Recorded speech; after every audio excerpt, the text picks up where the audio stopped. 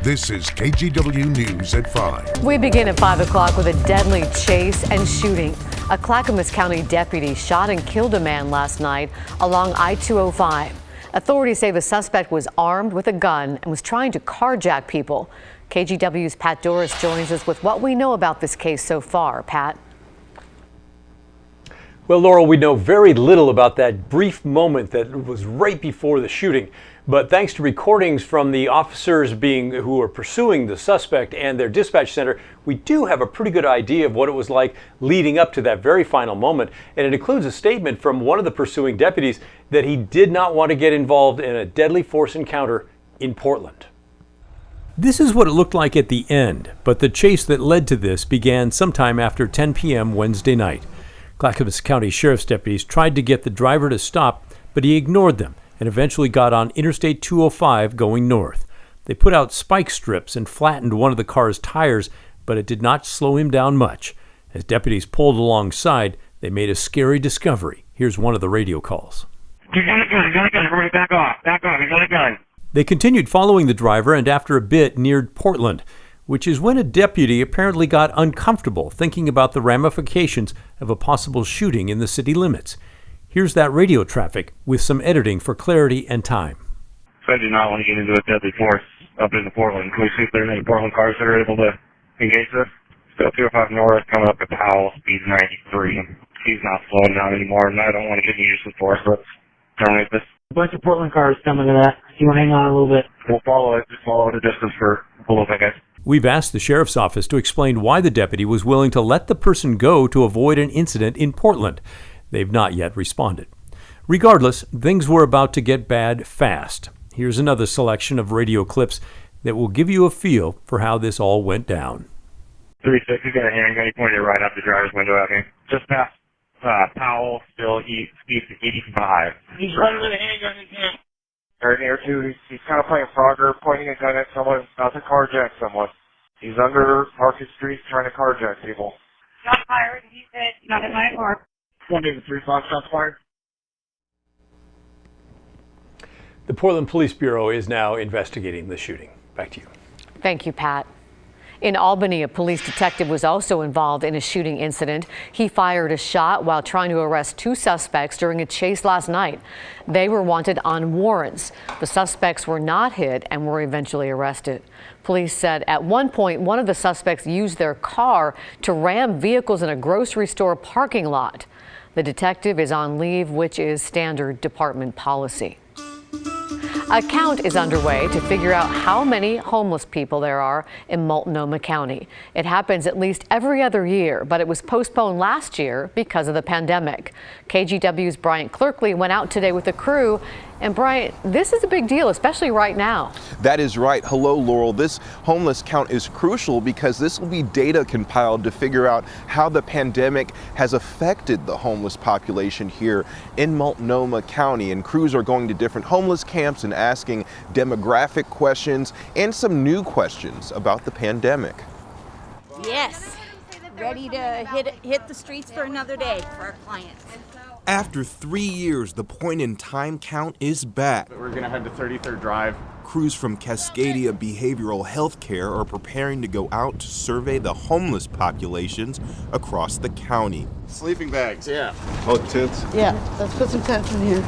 This is done at least every other year, but in 2021 it was canceled because of the pandemic. Michael Phelps is the program supervisor. They'll be asking people's demographic information as well as some new questions this year. The researchers added questions about COVID and how COVID has impacted them and if COVID is a direct cause of their homelessness now. Phelps says this count is crucial because there's no data on how the pandemic has impacted the homeless population. The data is sent up to Housing and Urban Development to help advocate for more social services funding. The count started on Wednesday and will continue until February 1st. Got froze last night. I ended up taking my legs and putting it underneath my shirt, to stay warm. Where are you currently sleeping? Are you in a vehicle or in a tent? In my car. In your car? Over on Northeast 33rd and Marine Drive, 44-year-old Paul Hunter has been living in his car for about 6 months now. He was part of the point in time count today. Yeah, I didn't know where I was going to get something to eat tonight. Crews also gave him food, water, and blankets to stay warm. Well, it's kind of embarrassing, being out here like this. But, I mean, if it's, going to help somebody else out or whatever. Back in 2019, Multnomah County found that more than 4,000 people were living on the streets, shelters, or in transitional housing. When it comes to people just living on the streets, that number was 2,037, which was a record high. Phelps thinks those numbers could be higher this year. Talking to people, there were definitely folks that answered, yes, I am homeless now because of the COVID pandemic. Would you say that COVID-19 is the reason that you're currently homeless now? Yeah. I think that we'll continue to see that. Now there's about 150 volunteers helping out in this homeless count, and we should have all the data by the summer. Laurel. Thank you, Bryant. She just embodied kindness, empathy, compassion. Local nurses are remembering a beloved instructor who lost her life when a suspected drunk driver left the road and plowed into her house. That nursing instructor's husband survived the crash but was badly hurt. Mike Benner joins us with more about Maura Hughes. Mike? Laurel, it sounds like Maura Hughes was an incredible woman, and because of her 14-year career as a nursing instructor, chances are she trained a number of local nurses we've been praising through the pandemic, and what an accomplishment that is. She's going to be missed for sure, and all because of something totally out of her control. Authorities say early Saturday morning, Moira and her husband, George Heights, were at their Kaiser home on Trail Avenue Northeast when a suspected drunk driver plowed into the house. Moira was killed, her husband badly injured. News of this crash spread fast. Those who had Moira as an instructor at Chemeketa Community College are devastated by her death. They say she was empathetic, compassionate, and kind, among other things. It's so shocking. It's so sad. These tragedies are heartbreaking. And it's such a loss, not just for those who are immediately affected, but for the entire community, because she was a person who brought beautiful things into the world. And everywhere she went, I'm confident she was that way. What a loss. The man driving the car that crashed into the house has been identified as Andrew Modine of Kaiser. He's facing 8 charges, including manslaughter, assault, and DUI. At the time of the crash, he was on probation for a prior drunk driving offense that, according to the Oregonian, resulted in his own brother's death. Laurel? Well, our hearts go out to Moira's family. Thank you, Mike. In the pandemic, Blazer star CJ McCollum is helping fight back against vaccine misinformation. In a video posted to his Twitter and Instagram, McCollum explained why he got vaccinated and urged others to get information from credible sources and do the right thing. I got vaccinated because I felt like it was the right thing to do for myself and my family.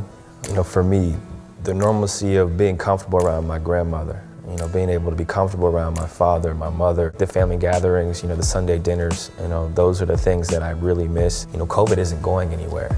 You should do your research, you should do those things, but once you have the right information, I think it only makes sense to act on it and do the right thing. McCollum is also president of the National Basketball Players Association. Vaccine misinformation is also a hot topic in Yamhill County right now. Recent inaccurate comments about the COVID vaccine from a county commissioner has others firmly pushing back against misinformation. KGW's Tim Gordon joins us live with an update. Tim? Well, Laurel, the Yamhill County Board of Commissioners met today, and we heard more of the same misinformation from Commissioner Mary Starrett. But we also heard from the county's public health administrator. Thank you for having me. And yes, I'd be happy to share some of the website content.